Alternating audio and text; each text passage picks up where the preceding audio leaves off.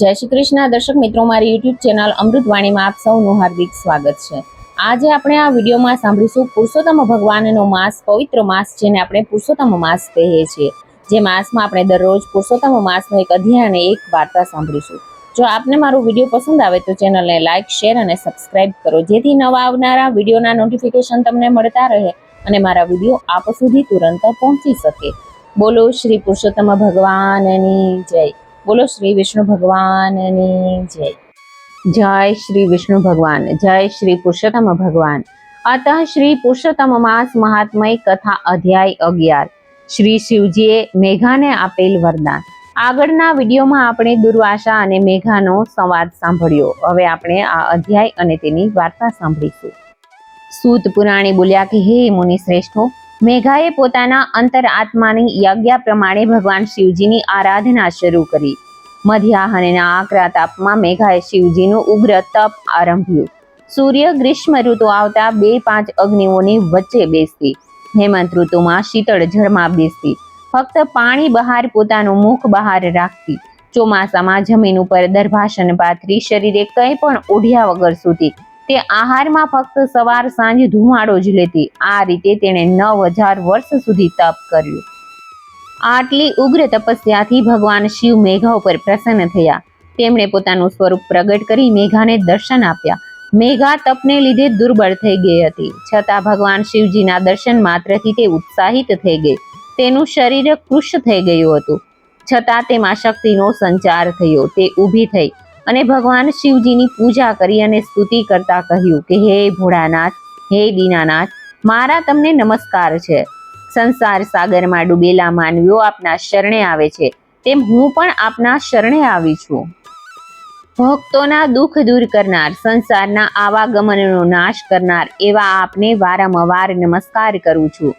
ભગવાન શિવે કહ્યું કે હે તપસ્વીની, તારી જે ઈચ્છા હોય તે દર્શાવ, હું તારા ઉપર પ્રસન્ન થયો છું। તું જે માગે તે આપવા તૈયાર થયો છું।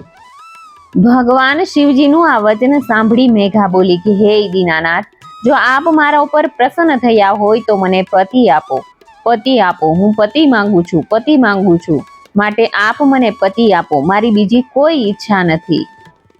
ભગવાન શિવ બોલ્યા કે હે તપસ્વીની, તે 5 વાર પતિની માગણી કરી છે, તેથી તને 5 પતિ થશે। તેઓ દાનવીર, શૂરવીર અને ધર્મવીર હશે। ભગવાન શિવજીનું આ વિચિત્ર વરદાન સાંભળી મેઘા સ્તબ્ધ થઈ ગઈ। તેને ઘણું દુઃખ થયું। તે બોલી કે હે ભોળાનાથ, મેં વરદાનમાં માગ્યું શું અને આપ્યું શું આપે?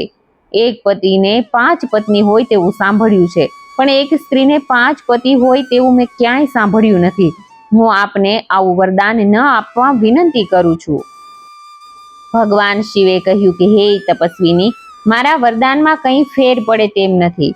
આ જન્મમાં નહીં તો આવતા જન્મમાં તારા 5 પતિ અવશ્ય થશે। તે મહામુનિ દુર્વાસાના આદેશનો અનાદર કર્યો અને પુરુષોત્તમ માસના વ્રતની અવગણના કરી। તેના ફળ રૂપે આ બધું બનવા પામ્યું છે। હવેથી કોઈ પણ કાળે પુરુષોત્તમ માસનું તું અપમાન કરીશ નહીં। અમે દેવો પણ આ માસનું શ્રદ્ધાપૂર્વક વ્રત પૂજન કરીએ છીએ। આમ કહી ભગવાન શિવજી અંતર ધ્યાન થયા। ઇતિ શ્રી બૃહન્નારદીય પુરાણે નામના પુરુષોત્તમ મહાત્મયનો શિવજીએ મેઘાને આપેલ વરદાન નામનો 11મો અધ્યાય સંપૂર્ણ। હવે આ પુરુષોત્તમ માસમાં સાંભળવામાં આવતી વાર્તા સાંભળીશું। બોલે શ્રી વિષ્ણુ ભગવાનની જય। બોલે શ્રી પુરુષોત્તમ ભગવાનની જય। પ્રસાદની વાર્તા। રૂપનગરીનો રાજા મહાપાતકી હતો। પાપ કરવામાં પાછું વળીને ન જોતો। પ્રજા ત્રાહ્ય થઈ ગઈ હતી। ક્રૂર અને ઘાતકી રાજાના ઉગ્ર સ્વભાવથી નગરના લોકો ગળે આવી ગયા હતા। રાજા જેટલો ઘાતકી હતો એટલી જ રાણી ધર્મિષ્ઠ હતી।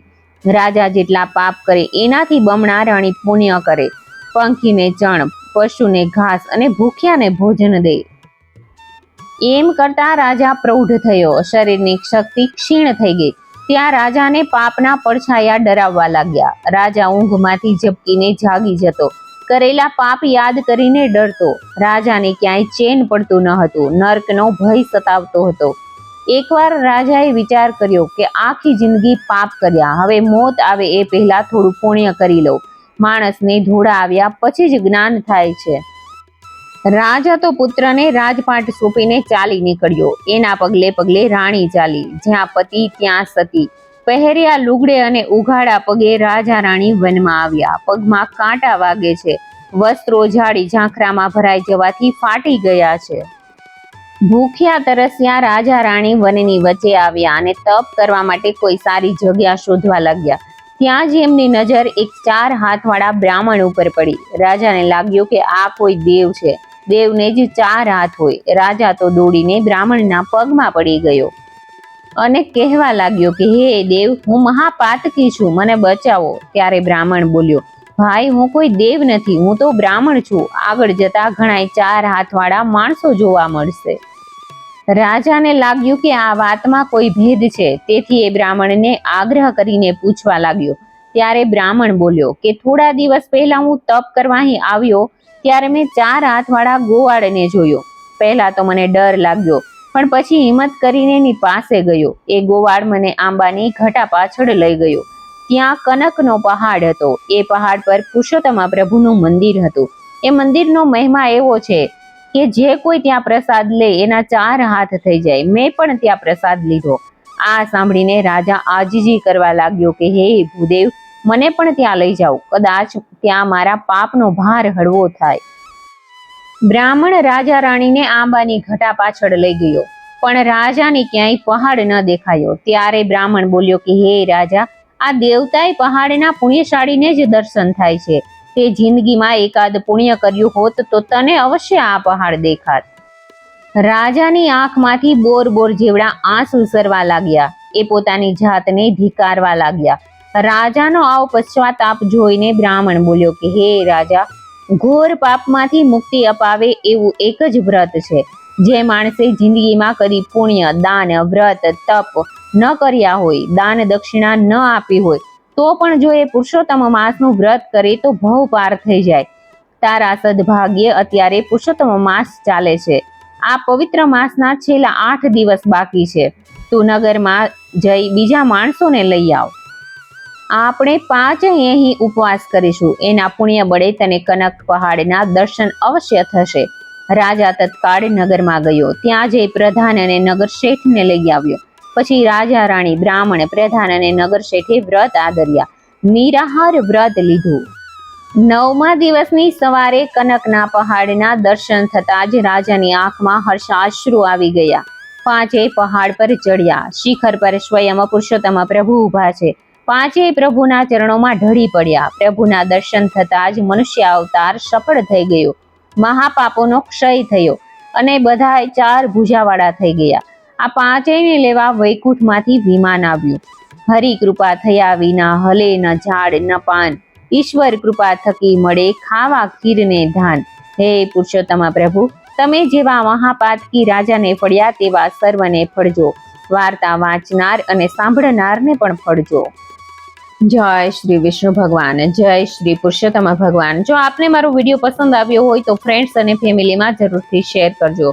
જો આપ આ ચેનલમાં પહેલી વાર આવ્યા હોય તો ચેનલને સબસ્ક્રાઇબ કરી દેજો. હવે આગળના વિડીયોમાં આપણે એક અધ્યાય અને એક વાર્તા સાંભળીશું. મને સાંભળવા માટે ધન્યવાદ.